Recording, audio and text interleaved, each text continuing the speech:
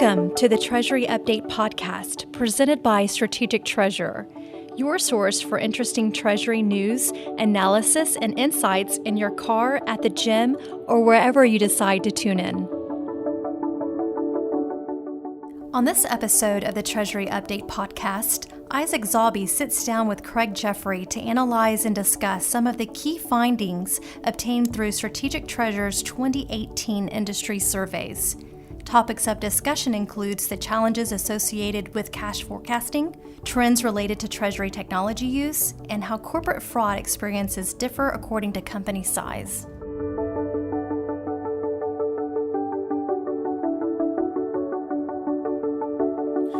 Hello and welcome to another episode of the Treasury Update Podcast. My name is Isaac Zaubi and it's great to be back on the mic with Craig Jeffery, Managing Partner here at Strategic Treasurer. Craig, thank you for joining me in the large conference room today. It's good to be here. So today's episode will be focusing on the survey data that we've collected here over the past year, and I've attempted to draw out a handful of the more notable findings that we've identified through the 10 surveys or so that ran in 2018. Craig, we can run through as many of these as we're able to in the time we have and discuss the significance of each, and any we don't get to, we can always cover on another episode. Yeah, I think the context for some of that is, the interesting data points that you pulled out and that we've talked about, we'll try to share some synthesis with other items and thinking to, carry the conclusion implication more broadly. Sure. That sounds perfect to me, and with that, unless you were hoping to make a few millennial jokes at my expense, I think we can dive right in. No, I'll do those off air. Okay. So to begin, the first point we'll be looking at is the challenges associated with cash forecasting. This data was derived through the 2018 Cash Forecasting and Visibility Survey, which just ran a couple months ago. And the first point here, we asked respondents, there were about close to 200 respondents as part of this survey, what is the most significant challenge you experience with regards to cash forecasting? And by far and away, the most significant challenge experienced was gathering adequate internal data, whether it be from AP, AR, what have you, to facilitate accurate forecasts. So, Craig, off the bat, we see here 58% of large firms, any firm with more than $1 billion in annual revenue, said this was the top challenge, and 49% of small firms, so about 55% of the total population here thought this was the largest challenge. And in my opinion, looking at it, it would appear that internally this data just takes time to aggregate. You're collecting data from multiple business units, subsidiaries. There are multiple departments involved in this synthesis of information, and unless the data is adequately aggregated internally, which is rarely the case, this is going to pose an issue. That's accurate. The issue of data stewardship and data handling, the data challenges that exist are extensive, and that has a big impact on the forecast. The forecast is usually pulls data information from multiple locations, and so you see that reflected, the challenges of data reflected in different areas of the organization, which we see this coming out in the cash forecasting piece, getting the right type of data into the system. Is it just you simply push it out and pull it in? But this is again a symptom of some of the data challenges that have to be addressed. And I wanted to ask, a lot of the forecasts that Treasury generates are shorter duration, just for purposes of optimizing liquidity, seeing what cash flows are upcoming. But given that it can take up to a week in some situations for Treasury to gather this data, how does that impact the timing and the frequency of these forecasts? Well, it's a direct impact. Most organizations want more frequent forecasts updated with the latest information, but when you have staffing constraints and issues like that, and it's not automated, it sucks up too much time. So in your case of someone taking 3 days or 5 days to create a forecast, you're not going to be doing a forecast any more freely than monthly in that case. And maybe it's quarterly because you don't have the resources to put into there. So you're going to be relying more on longer term forecasts as an average. Right, which would certainly impact, the way that you're able to manage liquidity. Another point of emphasis on this question that I found interesting was that over 2 times more small companies had trouble finding the time necessary to perform forecasts. 19% of small companies listed this as a challenge compared to just 9% of larger companies. And when we look at that piece, finding the time necessary, we didn't dig too much deeper specifically, but we do have data that shows smaller companies tend to employ less Treasury staff, so already bandwidth is stretched, and they have less adequate technology in place to manage these functions. So if you're looking at less bandwidth and less adequate technology, that would probably be the primary reasoning behind that. Yeah, those are great logical guesses for why that's the case. And again, we have that idea when we ask people what was the most significant challenge, both of those show up. They would show up very high when you ask, what are your significant challenges? Check all that apply. Those are definitely two that bear for both large and small organizations. Getting at the data, having the time to do it. I mean, the forecasting issue, we have another survey where how much time people spend on forecasting is large, and it's not enough. Right. No, definitely interesting there. And just moving forward a little bit, changing gears to cash positioning now versus cash forecasting. Same question was asked. What is the most significant challenge you have with cash positioning? And Craig, I know that there was a particular point of emphasis here that you wanted to discuss. Yeah, it was the second most in general terms. This was manual errors and delays related to our use of spreadsheets. Very interesting. And the large firms, 11%. So 1 in 9 found that this was the most significant challenge. The smaller firms, those under $1 billion in annual turnover, the number was 25%. So 1 in 4. So we go from 1 in 9 of large firms to 1 in 4. And this is significant because manual errors and delays related to our use of spreadsheets hits a theme that we see in different areas as well. But in forecasting, it's highlighted. And so we see that, that idea of straight-through processing versus manual, or automated versus a process that has lots of handoffs. Those are subject to errors. Errors lead to cost. Manual processes lead to errors. And so therefore you complete the syllogism. Manual processes leads to errors, leads to cost, create significant challenges on our staff, accuracy, points of pain, a very unhappy feedback loop. Sure, and that also backs up the theory that finding time necessary to perform these functions is compounded more of an issue with the smaller firms because of their use of spreadsheets and other, less adequate technology, let's say. Very interesting. And consolidating both of these points now, we just looked at cash forecasting challenges, cash positioning challenges as well. I think a final point of emphasis here that I found very interesting was we did attempt to compare levels of satisfaction for firms that were using either a TMS or ERP to conduct cash forecasting and cash positioning versus those that leveraged Excel or some other spreadsheet-based tool. The reason this was so interesting to me was because we have had numerous discussions with practitioners in the past, or it's been highlighted in past surveys, that there is a little bit of pessimism around the use of let's say a sophisticated technology solution to perform these functions. Yet, when you look at the data, there are a far greater number of firms using a TMS that are satisfied versus those using Excel. And to give you the numbers, 73% of those using an ERP or TMS to perform these functions were satisfied versus just 42% of those using Excel. And in terms of those that are dissatisfied, it was 32% using Excel were dissatisfied. Just 11% of those using a TMS were dissatisfied. So very clear gap in terms of satisfaction when it comes to a TMS versus Excel there. Yeah, this was one of the ones that stood out to us as we've discussed a number of times. Why is this important? Is this a dog bites man story, or is it a traditional dog bites man? And I think we can go into some nuances here. The point about people are more satisfied with the TMS ERP for cash reporting and forecasting.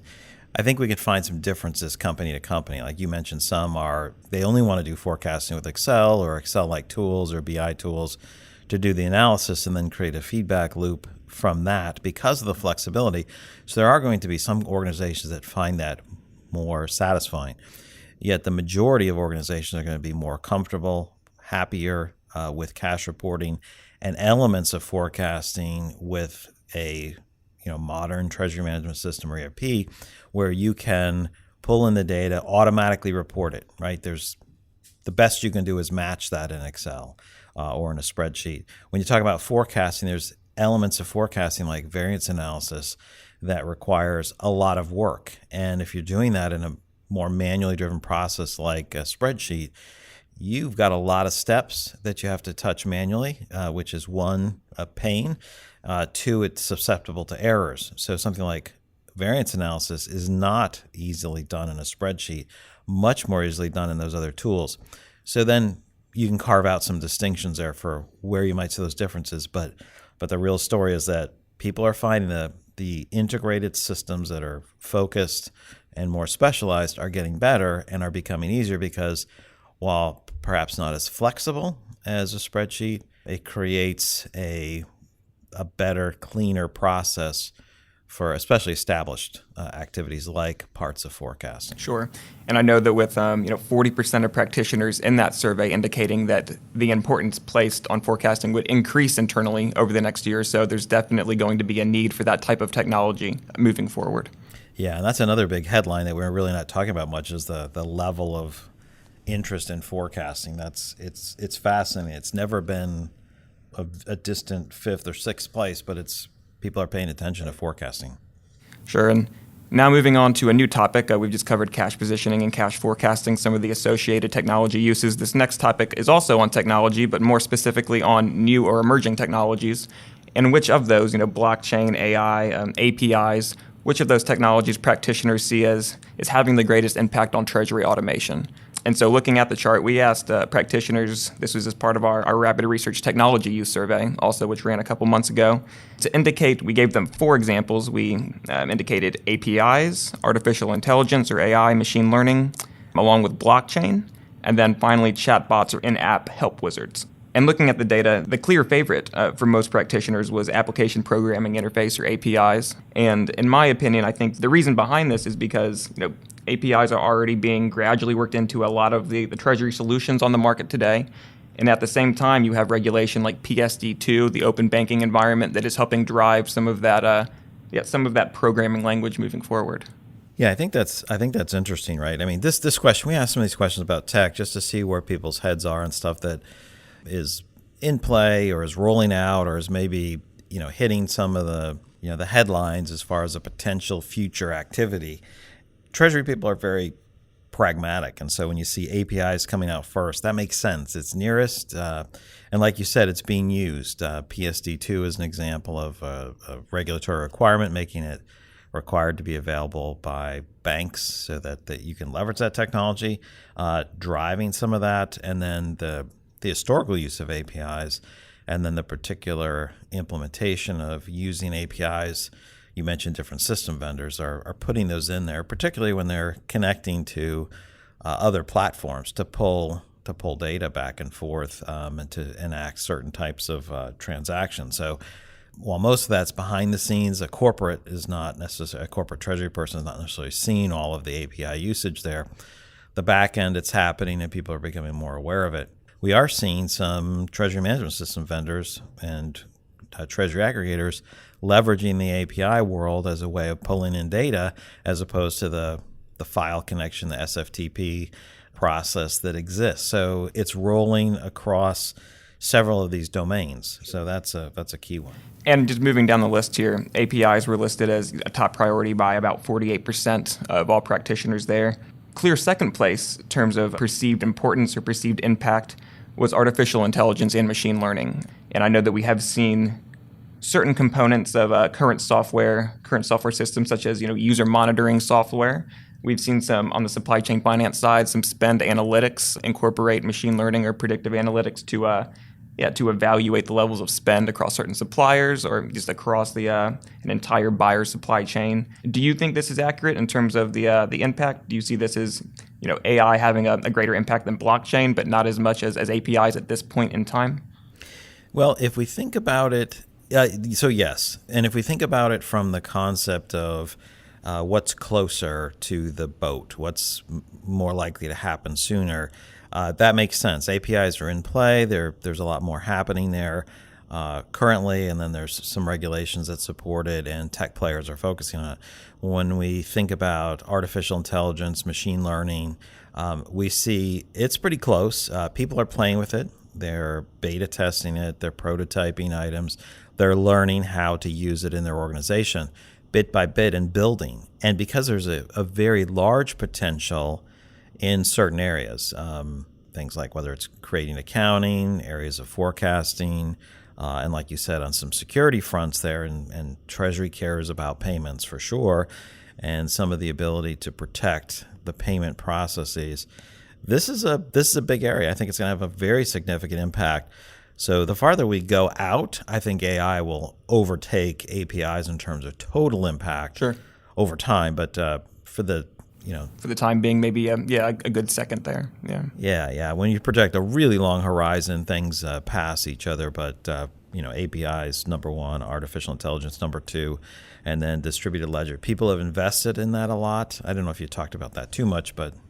No, and we haven't. And from what we've seen, there is clearly a lot of buzz surrounding blockchain and distributed ledger, and we've touched on that in the past. But the simple truth is right now, it doesn't look like a lot of practitioners are actively implementing it. It's funny because if you go to the AFP conference, we were just there a few months ago, it seemed like 1 in 3 sessions being held were discussing the impact of blockchain or the implications for Treasury there.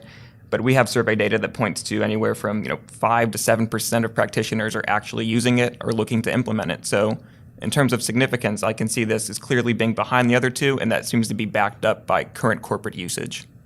Moving on, now we're looking at specific types of Treasury solutions that are in play by a large number of firms today. And when I say that, I mean bank portals, Treasury management systems, ERPs. This is a question asked also as part of our rapid research tech use survey. Just asked practitioners to indicate which Treasury solutions they were using, and then we distributed that according to company size. So again, the large versus small breakouts. One particular point of emphasis that I saw here is when it came to Treasury management systems, the TMS. 67% of large firms, so 60% or 67% of those over $1 billion annual revenue used a TMS, compared to just 21% of small firms, so about 3 times difference there, which struck me by a little bit of a surprise. I know that it's obvious that larger firms would be more inclined to use that type of technology, but given the appearance of, let's say, mid-market SME type solutions for some of those smaller firms, I would expect the gap to be a little bit smaller. Yeah, and the growth, a lot of growth is happening in that smaller domain because of the democratization of the technology. It's a lot cheaper, it's more functional, and it grows in value. That wasn't always the case. It was expensive, hard to implement, and it would deteriorate in value. The entropy would occur. You wouldn't keep up with the updates, and then the value would disappear. People would move on, and then you'd have a big piece of hardware and software running that may no longer be running because of some challenges. But I think there's another story here too when we think about the use and the adoption. Because it's 2/3 of the large corporate space has a TMS, one may be inclined to think growth is going to slow because 2/3 have it, a 1/3 exists. The data here and the trends and other data points, when we pull them together, we synthesize that. This is going to be a very good 5-year period for Treasury management system vendors, for sure. And when I say for sure, when you look at the 1/3 that don't have a system, they're likely in the market. They may have built something homegrown. Those systems will fall apart at some point. They'll no longer be able to support them. And even though they may have been great when they put them in place, it doesn't make sense to build your own system now because the capabilities have increased over time, even for non-bank financial institutions. But of the 67% that have them, from some of our other data, we see that sometime last year, the inflection point was reached, or the cutover point was reached, where more than half of them are SaaS, but barely more than half of them are SaaS-based systems, which means almost half of those others, so somewhere between 30 and 33% of the systems that are out there in the large corporations are installed platforms. This is the older technology, i.e. ripe for replacement within a certain period of time. Whether that period of time is 2 years, 5 years, or longer, you can talk about the specifics of those cases, but there's a lot of technology there that is susceptible to being replaced. So there's a 1/3 of it, plus the normal pieces. So when you pull those together, you say half of the environment is ripe for replacement or new system in the next 5 to 7 years. That's very good news for the larger systems. And when you're looking at that, so you do see, given that just 21% of small firms use a TMS right now, significant growth in that space for sure. But then looking at those larger firms as well, just given that 1/3 don't have a TMS, they would definitely be looking to implement it. And of that 2/3 that does, there is significant room for either a technology overhaul or a technology enhancement, just given the legacy options that are currently residing within those corporations. Yeah, so a couple things. So if you're an investor in the tech space, there's a good opportunity here because the smaller end of the market is relatively untapped, a huge amount of growth potential there. So while those may be much smaller value deals than the larger ones, there's a lot of still significant, sure. But don't discount that the market is completely saturated, that all the larger ones are filled, and they're either used by a treasury portion of an ERP or a large TMS. There's a lot of room for activity. We're very bullish on that for at least a 5-year period. No, that's great, and I'm glad that we got on the topic of spend, because this next topic is looking specifically at spend, but not just across any category. This is focusing on spend in Treasury security. And the data we have in front of us here, Craig, is analyzing corporate spend on security from 2016 to 2019, or planned in 2019, so about a 4-year period. And I know that what we've seen is roughly 1/5 to a quarter of firms spending more than previous years each year on security. Yeah, so ongoing increase in spend is generally happening, while between 50 and 70% of firms in each of these years say we're spending about the same as the prior year. We still see a significant gap between those that are spending more or significantly more on security than those that are spending less. In fact, those that are spending less each year has declined each of these 4 years. This makes perfect sense, right? This is not the amazing story that there's been a lot of fraud and there's big issues with it. But part of the story is that people are spending more. And there's also some good news, or there is some progress on what's going on. So, the idea that there's strong, sustained plans to spend, that's happening. People are stepping up. So they're elevating, maintaining, and spending more. And the security spend is starting to pay off. And we're seeing that in some different areas. Not massive payoffs, it's not shutting it down, but it's having some improvement. And that's a really good sign, because we've been discouraged a few years where people have started spending, saying they're going to spend more time on it, and there wasn't much progress. But over a period of years, we're seeing it shut down, different situations of losses. There's still plenty, there's tons of losses. It's huge, but we're seeing some progress in the battle against fraud. And just to put that in context, any 1 year over the past 4 years, we would see roughly on average 5 times more firms spending greater on security than less. So in terms of the emphasis there, it's significantly greater. Investment is increasing, and like you said, that has been met with some success along the actual fraud prevention front, which we are about to touch on here as we go to the next topic. So another takeaway is, if you're a firm that hasn't been spending more on technology, you are not in the mainstream of the industry. People are spending more. They've been spending significantly more for 4 years to elevate that level of defense. So that may be a point of distinction where your firm may be veering away from it, or they just spent something 1 year and aren't going back to it. So that should give someone pause to look at what you're doing. Sure.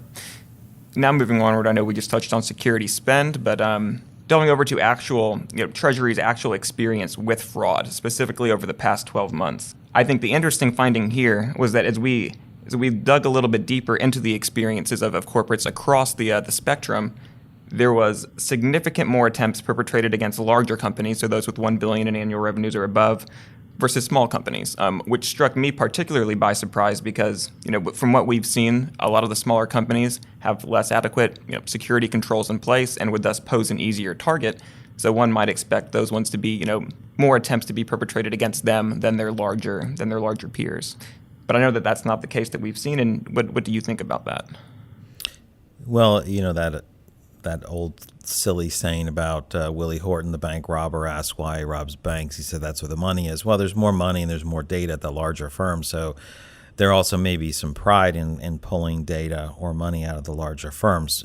I don't really know why that might be the case. But the other point, though, that smaller firms are less well prepared. Larger firms are also, many of them are not as well prepared as everyone would like to think, including senior management. There's lots of cases where you think things are done. They're documented to be done a certain way, and then when you really dig into it, they're not. And most of the time, they're not done the way that they're defined. They're done that way in some cases, but there's many, many points of exposure. But on the small side of things, when I say small, we're talking about the smaller organizations in terms of the survey population, which is under 1 billion. So these are pretty good-sized firms to some that are pretty small. Now, how are they exposed? They may not have all the defenses that other firms have or the budgets. And then we have to factor in the other aspect of what's going on in the criminal front. What are criminals doing? How are they trying to defraud, steal? They are trying to be efficient. They're using technology. So they're criminals. And they might be lazy, right? They don't want to do the hard work of attacking each company individually. They'll set up bots and programs and routines to find and probe weaknesses. This is going to target every organization, every company. And there's a couple things that are different with small organizations and large organizations in terms of adopting SaaS, which might have better defenses than stuff that are internally. We won't get into that. That becomes a little more speculation because we don't have all the data or all the nuances there. But I will say that idea of the automated criminal who's hunting everyone. It's probing different websites, looking to find open ports, looking to find vulnerabilities, unchanged system passwords. When we look at a couple of the areas where there's a lot of automation associated with it to find a weakness or to pull information, when we look at cyber fraud, information, data, malware type things like that, we see a larger percentage of issues companies suffering a loss of data coming from the smaller organizations. And that is despite more attempts being perpetrated against larger organizations. Exactly. And that goes to your thesis before of you were a little surprised on general across the board that, why is it this way, the large versus small gap? Here is the case where their defenses aren't as strong and they're getting probed. And why are they're getting probed and suffering losses? Why? The difference is what? The difference is the automated attack method against a less prepared adversary or defender. And so you see that there on the cyber fraud side, not as much on ransomware, just due to what's occurred, but certainly on cyber fraud. And we look at the business email compromise, also known as imposter fraud, CEO fraud.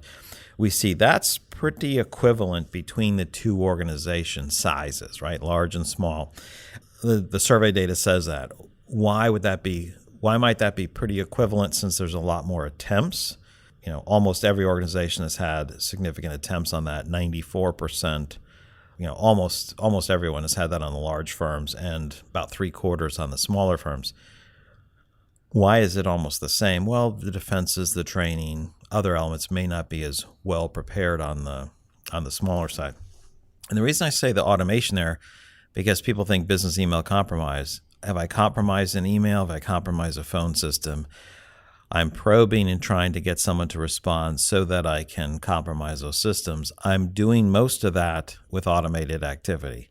Just like we're all receiving phone calls now that says the IRS or someone else is going to sue you, they're coming to arrest you, call this number, originate an inbound call to somebody who's trying to get you to wire money or send money or do whatever crazy thing, we'll give them some money. They're able to more indiscriminately search for anybody who gets a hit. When they get a hit, they pull the line. They have a lot more fishing lines in the river because of automation. Sure. No, and that makes sense. And it is interesting to see how that impacts smaller firms compared to larger firms. Maybe smaller firms do need to take a little bit more of a look at those specific areas just to shore up those losses. All right, so Craig, looking at the data points we've covered so far, about 5-6 in, and I know that we have a lot more that we'd like to get to, but maybe that leaves room for a part 2 of this series. Some items on mobile banking, some other issues that we found important, definitely worth getting into again. But I would like to thank you for joining me on this particular episode, and I'm sure we'll get together again soon to discuss. Thank you, Isaac. Look forward to it.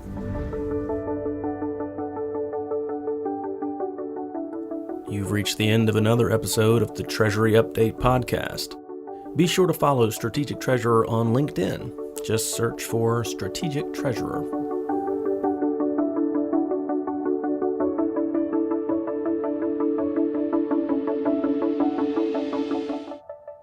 This podcast is provided for informational purposes only, and statements made by Strategic Treasurer LLC on this podcast are not intended as legal, business, consulting, or tax advice.